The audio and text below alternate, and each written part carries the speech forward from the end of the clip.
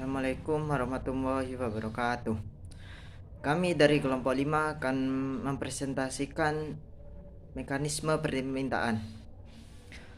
Permintaan adalah suatu proses dalam meminta sesuatu atau sejumlah barang yang dibeli atau diminta pada suatu harga yang waktu tertentu. Permintaan berkaitan dengan keinginan konsumen akan suatu barang atau jasa yang ingin dipenuhi dengan kecenderungan permintaan konsumen akan barang dan jasa itu tidak terbatas. Sejumlah barang dan jasa yang ingin diinginkan dan mampu dibeli oleh konsumen untuk memenuhi kebutuhan sehari-hari pada berbagai tingkatan harga dan waktu tertentu di pasaran. Macam-macam permintaan. Macam permintaan ialah pertama permintaan efektif, dan yang kedua permintaan absolut, dan yang ketiga permintaan potensial. Dan saya akan menjelaskan faktor-faktor yang mempengaruhi permintaan. 1. Harga barang itu sendiri. 2. Jumlah penduduk. 3. Tingkat pendapatan per kapita. 4. Selera atau kebiasaan dalam permintaan. Dan kurva permintaan. Kurva permintaan atau demand curve merupakan grafik atau garis yang menggambarkan hubungan antara harga dengan jumlah komoditas yang ingin dan dapat dibeli konsumen. Kurva ini digunakan untuk memperkirakan perilaku dalam pasar kompetitif dan seringkali digunakan dengan kurva penawaran untuk memperkirakan titik equilibrium atau saat jumlah penawaran dan permintaan yang sama. Yang selanjutnya ialah model dan teori peminatan. Model permintaan digunakan untuk menentukan harga dan kualitas yang terjual di pasaran. Model ini sangat penting untuk melakukan analisa ekonomi mikro terhadap perilaku para penjual dan pembeli.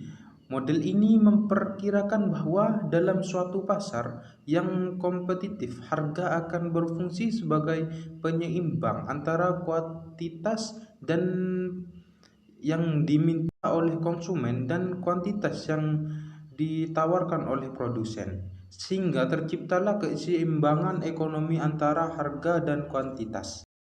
Saya akan menjelaskan tentang permintaan pasar. Permintaan pasar merupakan perjumlahan seluruh permintaan yang dihadapi oleh semua firm atau perusahaan secara individual. Apabila kurva-kurva permintaan individual itu dijumlahkan, maka akan didapatkan sebuah kurva permintaan pasar atau market demand curve.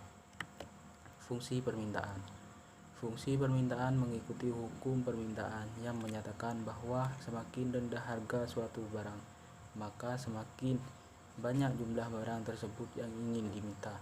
Sebaliknya, semakin tinggi harganya, semakin sedikit jumlah barang yang ingin diminta. Ceteris paribus. Perubahan dan pergeseran permintaan.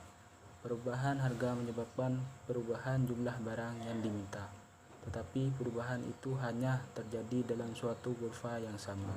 Ini yang disebut pergerakan permintaan sepanjang kurva permintaan (movement along demand curve).